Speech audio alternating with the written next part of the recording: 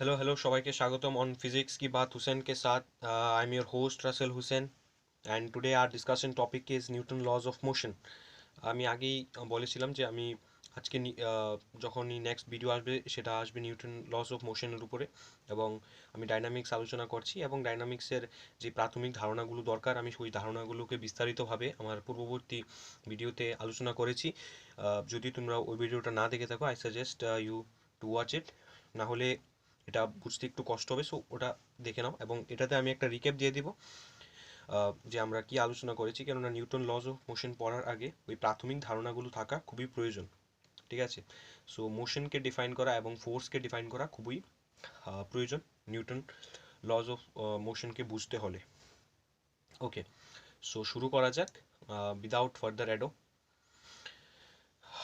আর make sure কি তোমরা like, comment and share, subscribe করেছো, কেননা এটা থেকেই আমি মোটিভেট হই এবং what I'm doing it just because of motivation. So please do share, comment and subscribe our channel. তো শুরু করা যাক। প্রাথমিক ধারণা। প্রাথমিক আমি আই মেনশন দ্যাট প্রাথমিক ধারণা থাকা, বেসিক কনসেপ্টগুলো যেমন মোশন এর সম্পর্কে সম্পূর্ণ ধারণা থাকা আমাদের খুবই প্রয়োজন, যেটা আমি আলোচনাও করেছিলাম আমার পরবর্তী ভিডিওতে। সো আমরা প্রথমে মোশনকে ডিফাইন করি। আমরা বলেছিলাম যে মোশন হচ্ছে movement with respect to time. So motion is movement with respect to time. I hope তোমাদের ক্লিয়ার আছে, তবু আমি এটাকে আবার আলোচনা করছি। মোশন হচ্ছে is movement with respect to time. যখন কোনো বস্তু সময়ের সাপেক্ষে তার মুভমেন্ট চেঞ্জ করে তখন আমরা তাকে সে মোশনে আসে বলি। এবার মুভমেন্টকে দুইভাবে ডিফাইন করা যায়। আমি আগেও বলেছিলাম মোশনকে দুইভাবে, মুভমেন্টকে দুইভাবে ডিপেন্ড করা ডেরাইভ করা হয়। একটা হচ্ছে ডিসপ্লেসমেন্ট এবং আরেকটা হচ্ছে ডিস্টেন্স। সো মোশন আসলে যদি আমি বলি মোশন কি, সো এখানে মুভমেন্ট না বলে আমি বলতে পারি যে motion is displacement or distance travelled with respect to time, like that. এখন মুভমেন্টকে সাধারণত এক্স দিয়ে পজিশন বা মুভমেন্ট, এক কথায় পজিশনকে চেঞ্জ করা। ওকে, মুভমেন্টকে পরিবর্তন করে আমি পজিশন লিখতে পারো। ম্যাক্সিমাম বইয়ের ক্ষেত্রে পজিশনই থাকে। So with motion is to change in position with respect to time. You can change in position with respect to time, বা মুভমেন্ট একটু কম লেখালেখি হয়। সো বাট ম্যাক্সিমাম বইয়ের যদি বুকিশ ডেফিনেশন আমি বলি তাহলে motion is change in position with respect to time. So পজিশনকে সাধারণত এক্স দ্বারা ডিনোট করা হয়, এবং এই পজিশন দুইভাবে পরিবর্তন হতে পারে, একটা ডিসপ্লেসমেন্ট, একটা ডিস্টেন্স। যখন আমরা কোনো বস্তুর মোশনের ডাইরেকশনের দিকে যখন ইন্টারেস্ট থাকি, ডাইরেকশন, তখন আমরা যেটা করি সেটা হচ্ছে ডিসপ্লেসমেন্ট দিয়ে সেটা প্রকাশ করি যে সময়ের সাপেক্ষে কতটুকু ডিসপ্লেস হচ্ছে অবজেক্টটা। তখন একটা টাইম ভেলোসিটি, ওই সমস্ত জিনিস আমি যাচ্ছি না, বাট আমি শুধু এতটুকু বলছি with respect to time change in displacement or change in distance, it's called motion, সহজ ভাষায় যদি আমি বলি। ওকে, সো এটা একটা মোশন। এবার আমরা আগেই বলেছিলাম যে ফিজিক্সে কে দেখছে এটা খুবই জরুরি, কে অবজার্ভ করছে। এই পৃথিবীতে, এই ইউনিভার্সে, এই মহাবিশ্বে অ্যাবসলিউট রেস্ট অর্থাৎ পরম গতি বা পরম স্থির কোনো বস্তুই নেই। এটা ডিপেন্ড করে কে দেখছে। That means in this entire universe we don't have absolute motion or absolute rest like these terms. If you see, you know, earth, let's take for example, for instance, just take earth, আমরা earth কে নিই, earth, এখন কেউ যদি সান থেকে দাঁড়িয়ে দেখে, সম্ভব নয় যদিও সানের উপর দাঁড়ানো, বাট ইমাজিন কে কেউ সান থেকে দাঁড়িয়ে আর্থকে দেখছে, তখন তারা দেখবে যে আর্থ মোশন করছে, আর্থ ঘুরছে, ইজন্ট ইট? কিন্তু আমরা যখন পৃথিবীতে থাকি আমরা কি অনুভব করি যে আর্থ মুভ করছে? না, করি না। তেমনি যখন আমরা আমরা আমরা যে গ্যালাক্সিতে থাকি সেটার নাম হচ্ছে Milky Way galaxy, Milky Way galaxy, Milky Way galaxy, okay, Milky Way গ্যালাক্সিতে থাকি আমরা।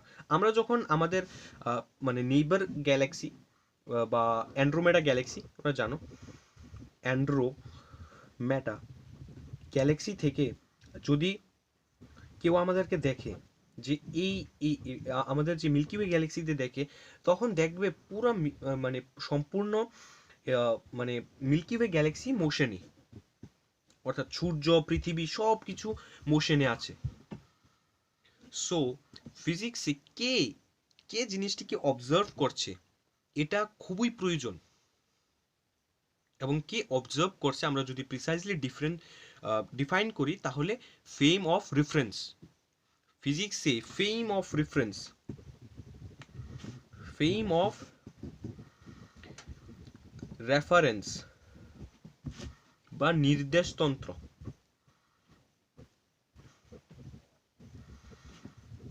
নির্দেশতন্ত্র খুবই প্রয়োজন।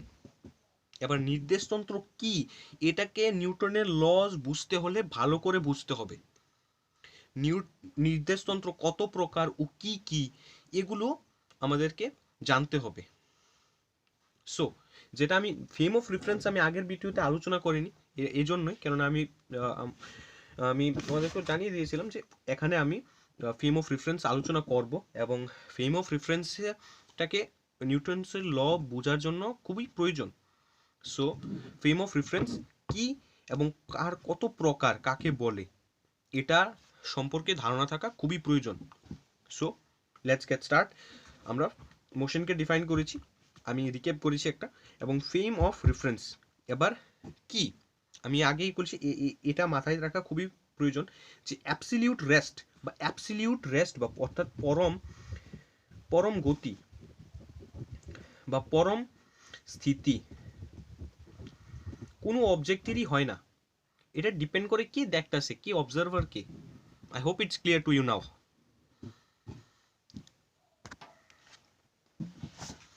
তাহলে আসা যাক ফ্রেম অফ রেফারেন্সের উপরে। ফ্রেম অফ রেফারেন্স বা নির্দেশতন্ত্র, বাংলায় বললে নির্দেশতন্ত্র। না, নির্দেশতন্ত্র কি? নির্দেশতন্ত্র হলো যার সাপেক্ষে, with respect to someone or something, আমি যখন কোনো জিনিসের মোশনকে ডিফাইন করি, ঠিক আছে, ওর মোশন আছে কি না যাচাই করি, ওটাই হচ্ছে ফ্রেম অফ রেফারেন্স, জানো? এবার ফ্রেম অফ রেফারেন্স কত প্রকার এটা জানা খুবই প্রয়োজন। Now, frame of reference, there are two kind of frame of reference. There is inertial frame of reference and non-inertial frame of reference. Inertial frame of reference. Okay. Inertial and non-inertial. Non-inertial. অর্থাৎ inertial মানে জড়তীয় নির্দেশতন্ত্র, এবং non inertial মানে অজড়তীয় নির্দেশতন্ত্র।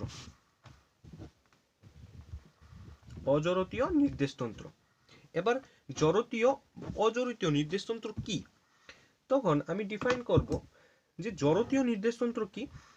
জড়তীয় নির্দেশতন্ত্র হচ্ছে সে সমস্ত নির্দেশতন্ত্র যা স্থির আছে, যে সমস্ত নির্দেশতন্ত্র স্থির, ওকে, স্টিল অর স্টেডি, স্থির, আমি যদি বলি স্থির, অর্থাৎ স্টিল, তারা স্থির এবং কি এবং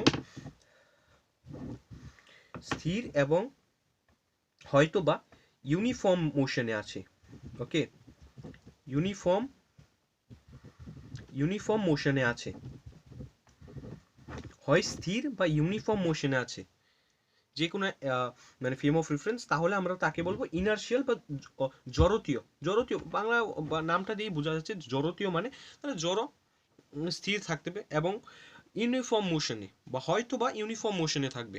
নন accelerated, uniform motion mean not in the frame is not accelerating, it's in uniform motion, isn't it?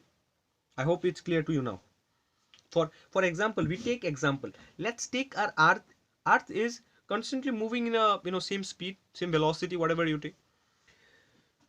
So that is why that's why earth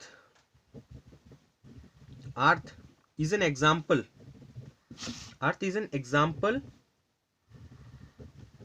of inertial frame of reference বা জড়তীয় ফ্রেম অফ রেফারেন্সের উদাহরণ হলো আর্থ। চলো এবার define করা যে অজড়তীয় বা নন inertial frame of reference কি। সো এটার অপোজিট, মানে যখন কোনো ইনার্শিয়াল ফ্রেম অফ রেফারেন্স যখন মোশনে থাকবে, শুধু মোশনে থাকবে না, এটাও তো ইনার্শিয়াল ফ্রেম অফ তো মোশনে আছে বাট ইউনিফর্ম মোশনে আছে। যখন কোনো ফ্রেম অফ রেফারেন্স অ্যাক্সেলারেটেড মোশনে আছে, এটাই অ্যাক্সেলারেটেড মোশনে যখন থাকে, তখন আমরা তাকে বলি কি, হ্যাঁ, নন ইনার্শিয়াল ফ্রেম অফ রেফারেন্স বা অজড়তীয় কি নির্দেশতন্ত্র। ফর এক্সাম্পল, একটা বাসকে নিতে পারো, লেটস টেক আ বাস। যখন বাসটা অ্যাক্সেলারেটেড মোশনে থাকে, তখন যদি বাসটা যদি কন্টিনিউয়াসলি অ্যাক্সেলারেট করতে থাকে, তখন এটাকে যদি আমরা নির্দেশতন্ত্র হিসাবে নিই, ঠিক আছে, তাহলে এটা কি একটা কি ধরনের নির্দেশতন্ত্রের উদাহরণ হবে? নন ইনার্শিয়াল ফ্রেম অফ রেফারেন্সের উদাহরণ হবে। I hope it's clear to you now. বোঝা গেছে? সো ইনার্শিয়াল ফ্রেম অফ রেফারেন্সকে দুভাগে ভাগ করা, যে কোনো ফ্রেম অফ রেফারেন্সকে দুভাগে ভাগ করা যায়, একটা ইনার্শিয়াল, একটা নন ইনার্শিয়াল। ইনার্শিয়াল কি জড়তীয় বাংলায় বললে, এবং যে সমস্ত নির্দেশতন্ত্র স্থির, অর্থাৎ স্টিল বা অথবা ইউনিফর্ম মোশনে আছে তারা, অর্থাৎ uniform motion mean they are not accelerating. Okay, এবং non inertial frame of reference কারা? যারা হয় স্থির নয় এবং যদি মোশনে থাকে তারা অ্যাক্সেলারেটেড মোশনে থাকবে। Clear to you now? I hope it's clear to you. It should be. Okay. Let's go ahead. So এটার ধারণা থাকা খুবই প্রয়োজন, আমি ক্লিয়ার করে দিয়েছি, এবং এটার ধারণা থাকা খুবই প্রয়োজন যখন আমরা ইন্টারেস্টেড ইন নিউটন লসকে বোঝার জন্য। ওকে, সো এটা খুবই গুরুত্বপূর্ণ যদি আমরা নিউটন এর ল বোঝার ভিত্তিতে যদি বিবেচনা করি,